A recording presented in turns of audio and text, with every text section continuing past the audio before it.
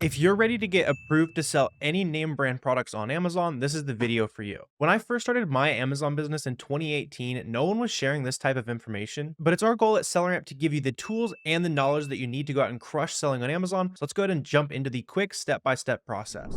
The first thing that you need to do is make sure that you're actually restricted to sell a certain brand, and you can quickly see that by checking the eligible panel on SellerAmp. In this example, I'm not ungated to sell DeWalt tools, so it's telling me that no, I'm not eligible. But just because you're not eligible right now doesn't mean you can't be, and sometimes you don't even need to use an invoice. So this is how you'll start the approval process to sell these big name brands. The first thing you want to do is go to Amazon Seller Central, click the sandwich menu in the top left, and then go to Add Products. On the Add Products screen, go ahead and start typing in that brand that you wanted to sell. In this example, we're just looking at DeWalt. Then we're going to go ahead and press Apply to Sell, press Request Approval right here, and then this is going to send you to one of two places. The first option is that it's going to say, congratulations, you're approved to sell this brand, and that's the ideal outcome. And there's actually a ton of big brands that you would be surprised that you can automatically get approved to sell, like Bombas or And1. In this example, to sell DeWalt tools, it is, however, asking us to upload an invoice or letter of authorization from the brand. Getting this documentation is way easier than I used to think it was. It took me over a year to learn how to get ungated, but this is where you can start looking, right? So you can start out by looking at wholesale suppliers. These are a couple examples of big popular wholesale suppliers. A lot of Amazon sellers tend to use these too, the Sheffer and Entertainment Earth. I wouldn't recommend working with these people for profitable products, but you are able to find tons of big name brand, right? Barbie, Transformers, Funko, Star Wars. And if you get signed up with any of these wholesalers, you can buy 10 units of that brand, and then you can go back over to this application and you can upload that invoice where Amazon wants to see at least 10 units from an authorized retailer or distributor. But the method that I tend to use a lot more is just buying directly from the brand's website. So for example, if you want to get approved to sell Adidas products, you can just buy 10 products at adidas.com. Even better if you just want to jump in and you can find like the cheapest item on sale. So for example, right here, if we wanted to get approved to sell Adidas for super cheap, we could just go price low to high. And then we can see right here, there's an item that we can buy for $7. We could get 10 units of that, and then we would have an invoice that we could submit to Amazon as well. But the other nice part of this process is that as you're sourcing and finding profitable products, you can use the invoice. Let's say you found a profitable item at Adidas, but you're not ungated to sell Adidas. As long as you buy at least 10 of those products, you're going to have an email that looks something like this, where it's going to list what you ordered. It's going to show the brand on there. It's even better if you can get the UPC to show up, but the main thing is that you want to make sure that your billing or delivery address on the invoice matches your Amazon seller account. This is basically how they're going to prove that, hey, this seller, they're legit. They bought directly from Adidas. It shows their address on the invoice. All right, let's approve them. And then another thing I like to add, especially if you ever have any problems where they deny your invoice, it's generally best practice to ignore whatever message they've sent you and start attaching as much more detail as possible. For example, the tracking proof, right? So here's that same order. I could go ahead and save this tracking proof from FedEx as a PDF. And then when I go back over to Amazon Seller Central, when we drop these files, we can just drop both of those files in there and it shows the full picture of us buying the item, of it getting shipped, of it actually getting delivered to us. And Amazon's going to have a lot easier time approving that and seeing that as a legit invoice. And then eventually, after you get all that taken care of, typically within a day or two, you'll get an email back from Amazon that looks something like this. You can see this is a recent brand that I got approved to sell, where they're emailing us, letting us know that, hey, you're approved to sell Dansko products in this example. And after you get ungated to sell that brand, all of the products within that brand are now eligible for you to sell, not just the specific product that you requested on. And again, I want to stress that if you do get a denial, please keep submitting. That's the exact ungating process that I've used in my Amazon business for over 5 years now. And I see a ton of new Amazon sellers get denied once or twice and throw in the towel on their Amazon business. But after you get approved to sell those brands, you'll be glad that there's a little bit of gatekeeping involved so that your margins are protected from the sellers who give up really easily. And now that you know how to get approved to sell big name brands on Amazon, you need to learn how to source the products efficiently. And I break all of that down in this video right here. Also, be sure to subscribe to the channel if you got value from today's video, and go ahead and activate your 2-week free trial of SellerAmp so you can start sourcing products over at selleramp.com.